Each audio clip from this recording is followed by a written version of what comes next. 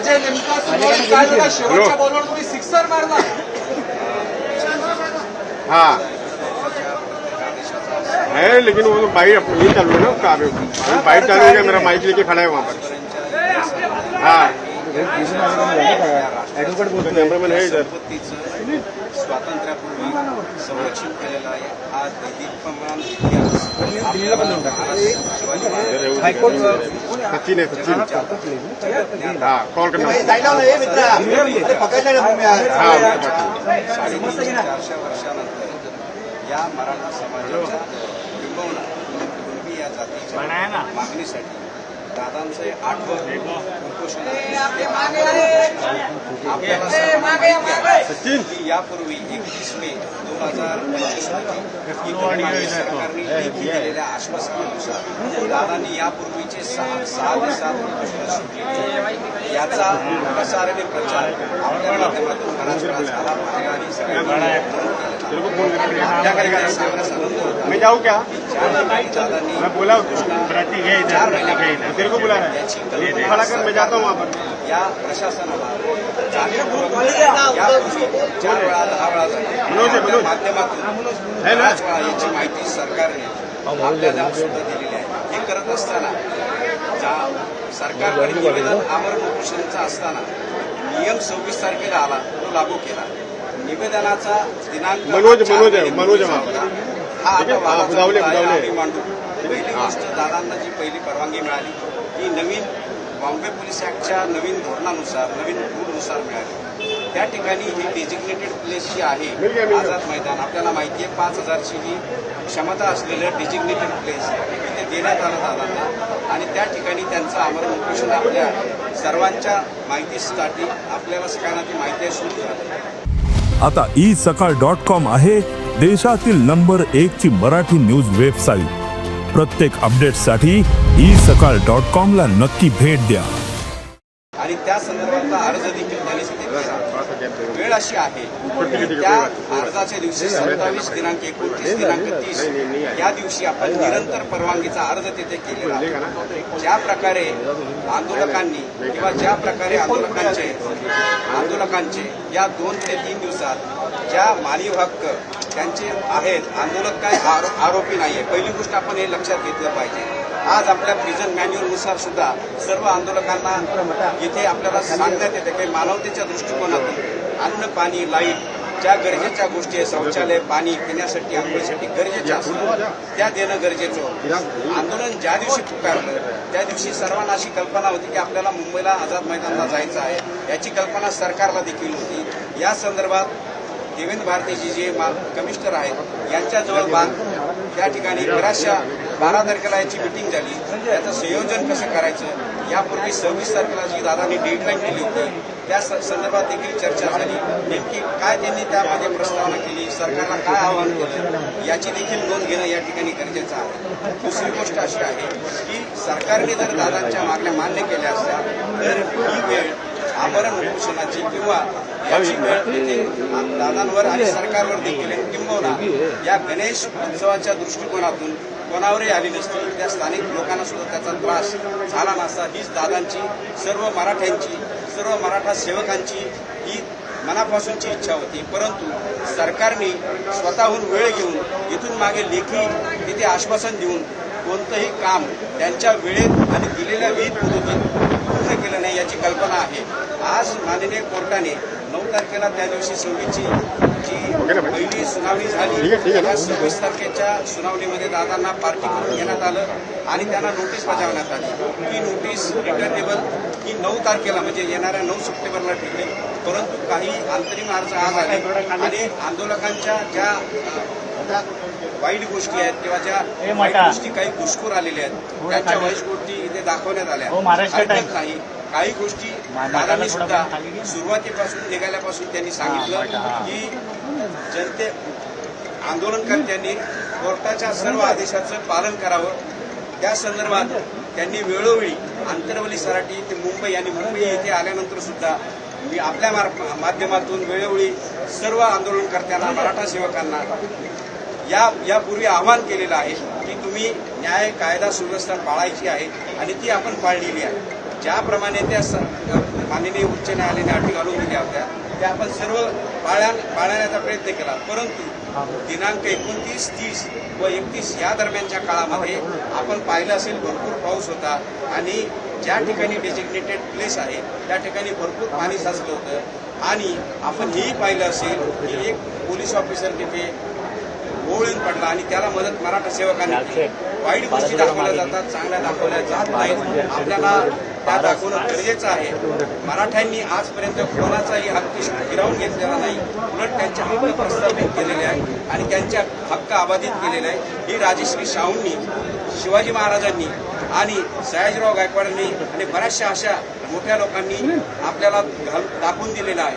तरी दादांचं हे आंदोलन हे सरकारविरुद्ध आहे, दादांचं आंदोलन हे प्रशासनाच्या विरुद्ध आहे. येथील लोकांना कोणताही त्रास देण्याचा त्यांचा कोणताही मानस किंवा उद्देश नाही, हे त्यांच्या आव्हानातून या वेळोवेळी दिसलेलं आहे.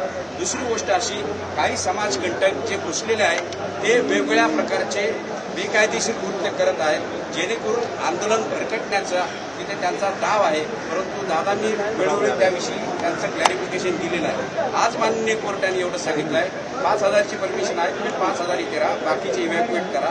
त्या संदर्भात दादा आता पुढील आदेश जनतेला देतील. उपस्थित केलाय की या आंदोलनामध्ये उमेदवारी होते, अप्रत्यक्ष मान्य केलं, तुम्ही वेगवेगळ्या प्रकारचे आंदोलन असू शकतात हे मान्य केलं, पण आज कोर्टाने आझाद मैदान सोडून इतर सर्व जागा व्हॅकेट करण्याचे आदेश दिलेले. याकडे तुम्ही कसं बघता, या पावच्या सूचना कशा पाहिजे? असं आहे, ज्या दिवशी नियम आला त्या दिवशी त्याच्या पूर्वीचा अर्ज आहे हे सरकार सांगत नाही.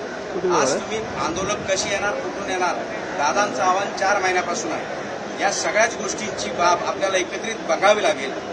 एक पाय बांधायचा आणि दुसऱ्या पायाने पळायला लावायचं, अशा ह्या अटी व शर्ती ज्या असतात त्या तुम्ही घालून उपयोग नाही. तुम्ही सरकारने काय पाहिलं पाहिजे आंदोलनकर्त्यांचं, त्याच्यानंतर तुम्ही ऑर्डरच्या सगळ्यात शेवटी केलेली मान्य केली, महत्वाची गोष्ट. पण त्याच्या आधी मात्र आझाद मैदान सोडून इतर दक्षिण मुंबईतल्या सीएसटी वगैरे जागा व्हॅकेट करायचे आदेश दिले, त्याबद्दल काय सांगतो? त्याबद्दल कोर्टाने यापूर्वी दिलेल्या आदेशाप्रमाणे आपल्याला त्या नियम पाळायचे आहेत आणि नवीन नियम पाळण्याचा देखील दादांनी जो अर्ज दिला, तुम्हाला माहिती असेल 26-27 तारखेला तो अर्ज दिला गेला आहे आणि त्याच दिवशी त्यांनी हेही सांगितलं आहे की वेळोवेळी जी दररोज मागणी करायची आहे उपोषण आमरण आहे, त्या संदर्भात त्यांचा अर्ज असा आहे. त्या दिवशी सुद्धा एक वेगळा अर्ज दिला की उपोषण आमरण उपोषण असल्यामुळे दररोज हा अर्ज करणं शक्य नाही. आज तुम्ही 9:30 ते 5:30 या ड्युटी केल्यासारखा तुम्ही एका ठिकाणून दुसरीकडे जाऊ शकत नाही. ही महत्वाची गोष्ट आहे आणि ही बाब आम्ही आमच्या अर्जामध्ये दिलेली आहे, परंतु ही बाब कोर्टापुढे जाणीवपूर्वक आणली जात नाही. आम्ही उद्या आता त्या गोष्टीबद्दल आम्ही कोर्टाकडून एका ठिकाणाहून दुसऱ्या ठिकाणी करणं जाणं योग्य नाही. ही डेजिग्नेटेड प्लेस आहे. दादांचं आमरण उपोषण एका जागेवरच आहे. आमरण उपोषण असल्यामुळे दादांची तब्येत तशी खालावली आहे. त्यांना सकाळी या गोष्टी मी बोललाच गेलो, परंतु त्यांची बोलण्याची ताकद आणि मनस्थिती नाही. आपण सगळे पाहता 4था दिवस आहे. तर आपण सुद्धा मी आपल्या माध्यमातून मराठा सेवकांना, आंदोलकांना आवाहन करतो, शांततेत तुम्ही ज्या आदेश आहेत दादा सांगतील त्या तुम्ही पाळा आणि तुम्ही 5,000 सोडून याच्या व्यतिरिक्त तुम्ही त्या मैदानामध्ये किंवा मुंबईच्या कुठल्याही ठिकाणावर थांबू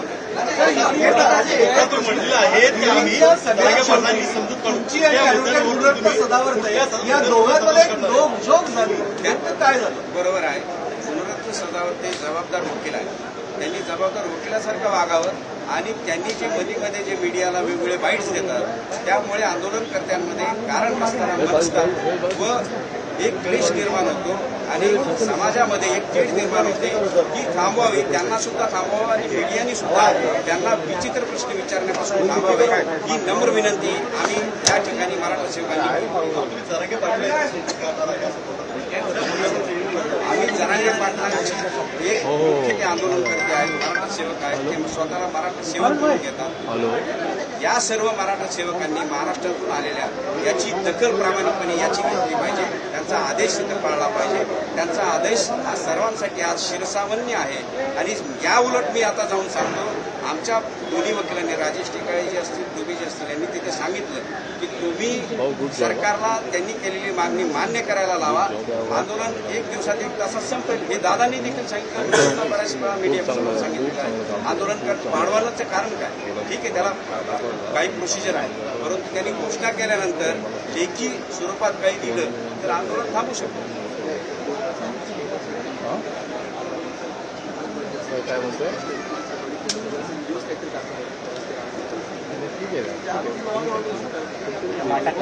तुम्हाला एक सांगतो,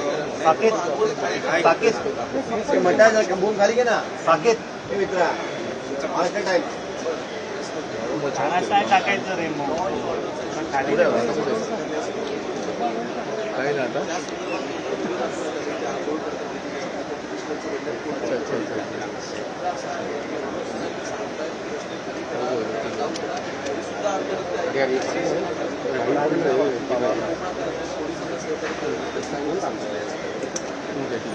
शेवटी आव्हान तुमच्या म्हणण्याला शेवटी आव्हान या सगळ्या गोष्टी 4 वर्षांपूर्वी दिलेलं आहे.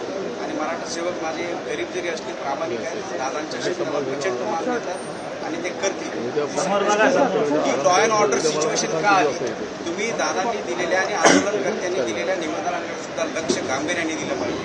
ज्या सुखसुविधा तुमच्या आमच्या मनामध्ये असतात, पाणी, लाईट, आंघोळीचं पाणी, संडास, शौचालय, त्याच्यानंतर जेवण, या गोष्टी तुम्ही अडून, तुम्हाला माहिती आहे 2 दिवस तिथे तुम्ही खाऊगल्ली बंद होती, कोणत्या कारणाने बंद होती, सरकारचं काम आहे.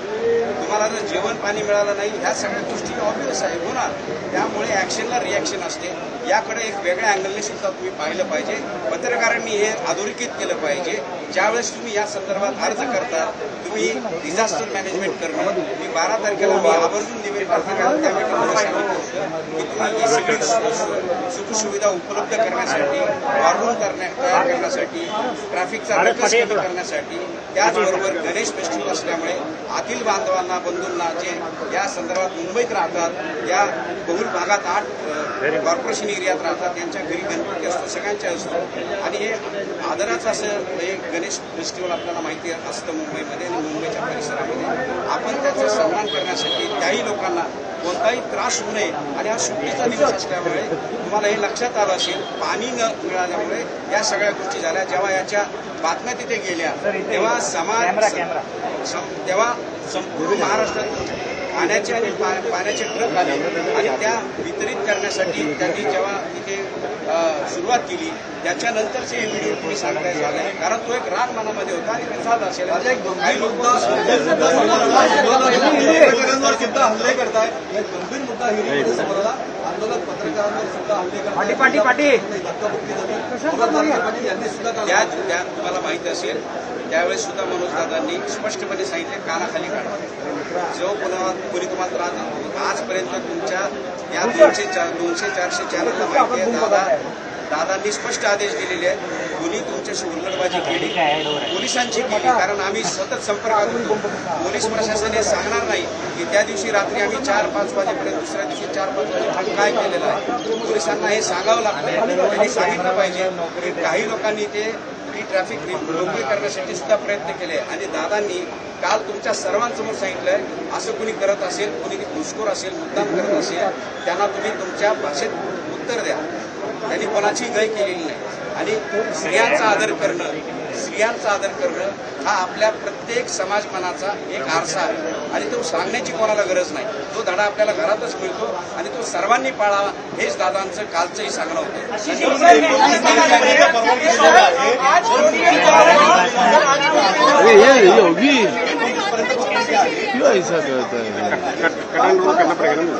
तुमच्या लक्षात, तुमच्या माहितीसाठी सांगतो, दिनांक 27, दिनांक 29, दिनांक 30 हे अर्ज कोणीही आज कोर्टापुढे दाखवलेले नाहीत. निरंतर, कारण एका वेळी 2 कंडिशन चालू शकत नाही, ही ॲल्युमिनी आहे. दिनांक 27ला, दिनांक 29ला आणि दिनांक 30ला दादांनी तिथे अर्ज केलेला आहे. तो विहित नमुन्यात नाही, असं सरकारचं म्हणणं आहे. सरकारने हे सांगितलं पाहिजे. निरंतर असा अर्ज दादांनी आमरण उपोषणासाठी मागितला आहे, तशी परवानगी मागितली आहे. आपल्या माध्यमातून सरकारने त्याची दखल घ्यावी. तो अर्ज आजपर्यंत त्यांनी निकाली काढलेला नाही. खोट्या बातम्या तुम्ही करू नका, विचित्र बातम्या तुम्ही करू नका, जेणेकरून समाज घटकांमध्ये आणि आमच्या मराठा सेवकांमध्ये वेगळा संदेश जाईल. कृपा करून हा संदेश तुम्ही चांगल्या पद्धतीने पोहोचवा. आपल्या माध्यमातून मी हात जोडून दादा विनंती करतो, एक समाज बांधव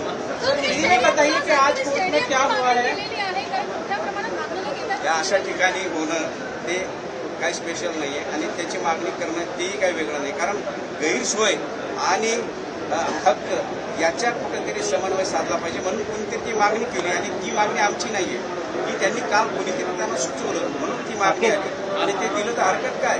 या जमिनी, या कलेक्टर कचेरी, तुमच्या रेल्वेज या आमच्या छातीवर उभ्या आहेत, याची तुम्ही कृपया दखल घ्यावी. हे महाराष्ट्राला सांगावं, शेतकरी त्यासाठी जमिनी दिलेल्या आहेत, हे तुम्ही याची दखल घेऊन सांगितलं पाहिजे. अरे पारस माहिती केलेले ना पुढे सर, पहिला थोडं पुढे सर, जर सामने देखील एक दोन पावले पुढे त्या वायरी सर, जर कैमरे की तरफ से भाई अभी बोल लो मागे बोल बोलो कैमरे के सामने. 2 पॉइंट है. माननीय कोर्ट ने कहा है आपको डेजिग्नेटेड ग्राउंड दिया गया है, वो आज़ाद मैदान है. आप उससे ज्यादा जो तादाद में लोग आए, तादाद बढ़ने के कारण आपको मालूम है खाना पानी और सब बंद था. इसलिए आपके माध्यम से मैं कहना चाहता हूँ कि ये खाली मराठा लोगों से ये रसद नहीं आई है, ये मुंबई के जर्मन से अपने जो मानवता के तहत सबने मदद करनी की. उसमें मुस्लिम बांधव है, उसमें हमारे मागासवर्गीय बांधव है और सभी जाति के ओबीसी बांधवों ने भी खाना भेजा है. इसकी नोंद आपके माध्यम से राष्ट्र में पहुंचाना चाहता हूं. और उनको ये बुरा लगा कि इनके लिए खाना खाओ जो बंद है, इसकी वजह से पानी बंद है, पीने को पानी नहीं है. बच्चे लोग किधर जाएंगे, क्या खाएंगे, क्या पिएंगे. इसके लिए मानवता के माध्यम से, मानवता दिखाने के माध्यम से ये सब खाना और पीना इन्होंने भेजा है और उसका स्वीकार हमने किया है. सभी लोगों ने किया है. मुस्लिम बांधवों ने भी सब मदद भेजी है. आप कहीं से भी चेक कर सकते हैं. कोर्ट में जो बात कही गई कि नियमों का उल्लंघन हो रहा है, जितना भी पारस पीछे हो ना. उसके बारे में अभी दादा ए, उससे पारस. आह्वान करेंगे और कल तक 4 बजे तक आपको कोर्ट की तरफ से क्या आदेश दिए गए? 4 बजे तक जो उससे ज्यादा कोई पब्लिक है जो आंदोलन है वहाँ से जो एरिया है वहाँ से कम्युनिस्ट पार्टी की तरफ से ये कहा जाएगा कि जो भी वो आदेश हमको अभी दिए गए, क्या नियमों का पालन करेंगे आप लोग? ये ऑर्डर सब हम उनको समझाएंगे और उसके बाद वो आदेश. लेकिन क्या कोर्ट का नियम सवाल ये है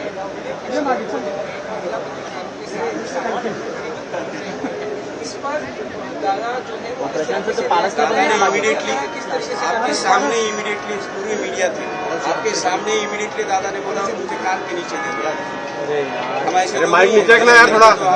उनका स्वीकार करेंगे. महिला हमारे लिए शिवाजी महाराज को आपको मालूम, एक उदाहरण आपको मालूम है, कल्याण की सुविधार जो बदली थी उसको हमने, आपको इतिहास मालूम है, उनको इज्जत से हमने ये किया था. बहुत तहजीब से उनको हमने संवारा था और उनको हमने बहुत इज्जत से देखा था. ये हमारा मैसेज हमारे खानदान में है और हमको सबको ये सिखाया गया है. महिलाओं के साथ अपनी माँ बहन की तरह देखा जाए और उनका रिस्पेक्ट वही रहना चाहिए. इस देश की हर एक महिला आज तक 400 साल में कोई भी कह सकता है कि मराठे की वजह से इसको सेफ जोन में आज पाई गई है. इसलिए आपके माध्यम से सभी को मैं विनती करता हूँ, ऐसा कोई कर रहा है तो दादा की आदेश से महिलाओं को बोलता हूँ, महिला पत्राओं को बोलता हूँ, तकरार कीजिए और उसको पुलिस के हवाले कर दीजिए. आपको जो इमीडिएटली एक्शन करना है, मारना है, वो आप कर सकते हैं.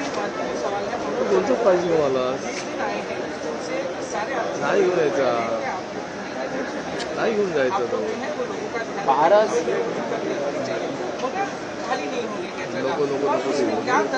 आंदोलनकारियों की बात सुन रहे हैं.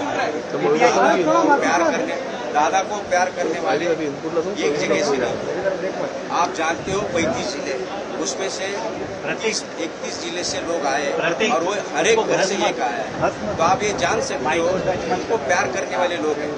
आज से लोग अपने ये आदेश पूरी तरह से पालन करेंगे और दादा ये आदेश हम उनको समझाएंगे. दादा आदेश उनको दे देंगे. देश विदेशातील प्रत्येक घडामोडींचे लाईव्ह अपडेट मिळवण्यासाठी आता साम टीव्हीच्या सर्व सोशल मीडिया प्लॅटफॉर्मला लाईक, फॉलो आणि सबस्क्राईब करा. तसंच सर्व नोटिफिकेशनसाठी बेल आयकॉन प्रेस करायला विसरू नका.